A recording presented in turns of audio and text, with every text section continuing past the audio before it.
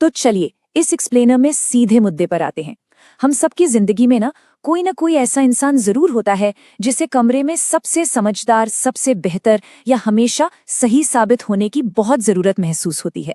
लेकिन क्या वो सच में इतने आत्मविश्वासी होते हैं या फिर कहानी कुछ और ही है? आज हम इसी बर्ताव के पीछे छुपे हुए जज्बाती कारणों को समझने वाले हैं। जरा किसी ऐसे इंसान के बारे में सोचिए जो बातचीत के दौरान हमेशा दूसरों को हल्का सा नीचा दिखाता है या हर बात पर हावी रहना चाहता है। अब 1 मिनट के लिए सोचिए, क्या हो अगर ये बर्ताव उनके अंदर भरे आत्मविश्वास की वजह से नहीं, बल्कि एक आम इंसान बनकर रह जाने के एक बहुत ही खौफनाक डर की वजह से हो। बड़ी अजीब बात लगती है ना? लोग अक्सर अहंकार को आत्मविश्वास मान लेते हैं, पर सच में ये बिल्कुल उल्टा हो सकता है। यहाँ हमें अपना नजरिया पूरी तरह बदलना पड़ेगा। देखिए, बाहर से देखने पर सुपीरियॉरिटी यानी खुद को सबसे ऊपर समझना एक अटूट ताकत की तरह दिखता है, एकदम सॉलिड। पर अगर आप इसके अंदर झांक कर देखें तो ये अक्सर एक बहुत ही कमजोर ढाल होती है। एक ऐसी ढाल जो उन्हें उनकी अपनी गहरी असुरक्षा और शर्म से बचाकर रखती है। तो जो बाहर से अकड़ लगती है वो असल में अंदर का डर होता है। इस पैटर्न को समझने के लिए एक बहुत ही सटीक शब्द है डिफेंसिव सुपीरियॉरिटी, यानी रक्षात्मक श्रेष्ठता। इसका मतलब ये कोई उनकी सोची समझी साजिश या पर्सनालिटी की बुराई नहीं है। ये एक ऑटोमेटिक इमोशनल रिफ्लेक्स है, बिल्कुल वैसे ही जैसे गर्म बर्तन को छूते ही हमारा हाथ अचानक पीछे हट जाता है।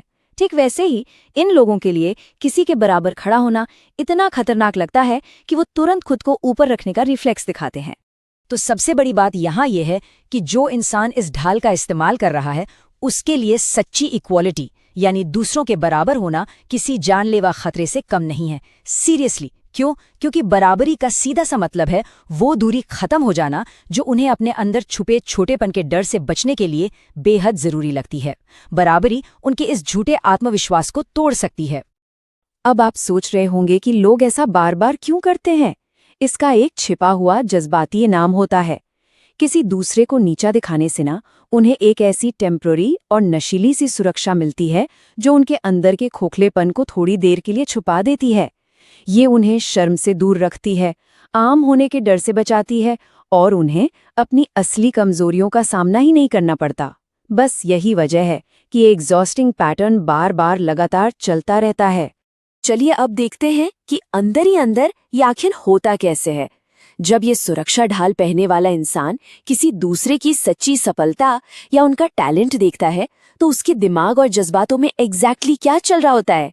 ये तुलना और जलन का पूरा प्रोसेस वाकई में बहुत दिलचस्प है। अगर हम इस साइकोलॉजिकल प्रोसेस को स्लो मोशन में देखें तो ये कुछ ऐसा दिखता है। पहला कदम, इन्होंने किसी दूसरे की सफलता या चमक को देखा। दूसरा कदम, अचानक उन्हें अपने अंदर की वैल्यू गिरती हुई महसूस होती है, उनका सेल्फ वर्थ ड्रॉप हो जाता है। और तीसरा कदम, अपनी उस खोई हुई जज्बाती सुरक्षा को वापस पाने के लिए वो तुरंत उस सामने वाले इंसान की सफलता को छोटा बता देते हैं। जैसे बोलेंगे, अरे उसको तो बस किस्मत से मिल गया, इसमें कौन सी बड़ी बात है। असल में होता यह है कि सीधे तौर पर जलन महसूस करना अपने आप में बहुत अपमानजनक लगता है। इसलिए उनका दिमाग तुरंत उस जलन को एक तिरस्कार या कंटेम्प्ट में बदल देता है। अंदर से बेशक डर लग रहा हो, पर बाहर से वो ऐसे रिएक्ट करेंगे जैसे उन्हें उस बात की कोई परवाह ही नहीं है।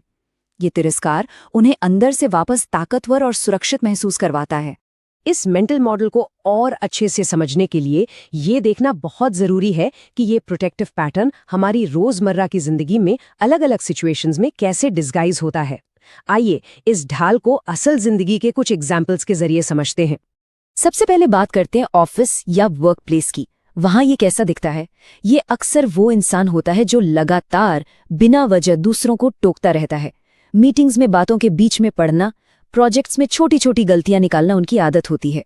सबसे बुरी बात, वो किसी टीम मेंबर के जीत का जश्न नहीं मना सकते और वो भारी भरकम टेक्निकल शब्दों का इस्तेमाल करेंगे ताकि वो हमेशा सबसे स्मार्ट अथॉरिटी बने रहें। अब ऑफिस के इस बर्ताव के पीछे छिपा डर क्या है? डर ये है कि अगर वो बौद्धिक रूप से सबसे ऊपर नहीं रहेंगे तो लोग शायद उन्हें भुला देंगे, उनकी वैल्यू खत्म हो जाएगी या उनकी जगह कोई और ले लेगा। उनका फॉर्मूला सिंपल है, अगर सारे जवाब और कंट्रोल मेरे पास है तो मैं आम या यूजलेस साबित नहीं हो सकता। यही उनका जज्बाती इनाम है। परिवारों के अंदर यही चीज थोड़ी अलग तरह से सामने आती है।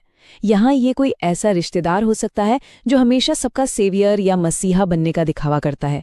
वो दबाव में डालने वाले ताने मारते हैं, ऐसी एडवाइस देंगे जिससे बाकी परिवार वाले हमेशा थोड़ी सेल्फ डाउट में रहें और हमेशा इन पर ही निर्भर रहें।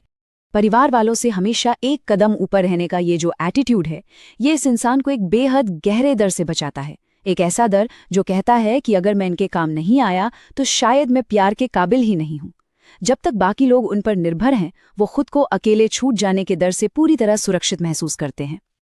अब थोड़ा सामाजिक दायरों की तरफ चलते हैं। सोशल सर्कल्स में आपको ऐसे लोग मिलेंगे जो मिलते ही दूसरों से उनकी नौकरी, पड़ोस या महंगी चीजों के बारे में सवाल जवाब शुरू कर देते हैं। बड़े बड़े लोगों के नाम लेना, अपने एक्सक्लूसिव एक्सपीरियंसेस का दिखावा करना, ये उनका स्टैंडर्ड तरीका है।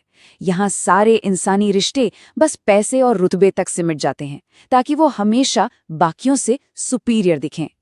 इस तरह से सिर्फ बाहरी सोशल डोमिनेंस पर फोकस करके वो बड़ी कामयाबी से अपनी खुद की अंदरूनी कमजोरियों को देखने से बच जाते हैं। उन्हें लगता है अगर मेरा स्टेटस ज्यादा है तो मेरा अंदरूनी खोखलापन सेफली छुपा रहेगा। ये उन्हें खुद को कमतर महसूस करने के उस गहरे दर्द से एक आरामदायक दूरी बनाए रखने में मदद करता है। इन सारे पैटर्न्स को एक बार पहचान लेने के बाद इंसानी बर्ताव को देखने का हमारा नजरिया ही बदल जाता है। हम साफ साफ देख पाते हैं कि दिखावे की ढाल में और सच्ची असली ताकत के बीच आखिर क्या फर्क होता है। ये फर्क एकदम साफ है, ध्यान दीजिए। एक असली कॉन्फिडेंस वाला इंसान बराबरी को बड़े आराम से बर्दाश्त कर सकता है और दूसरों की सफलता का जश्न मनाता है। वहीं दूसरी तरफ डिफेंसिव सुपीरियरिटी वाला इंसान उसी पल टूट जाता है जब वो किसी से ऊपर खड़ा नहीं हो पाता। सच्ची ताकत में आम होना बस एक इंसानी बात है, जबकि इस बनावटी अकड़ के लिए ये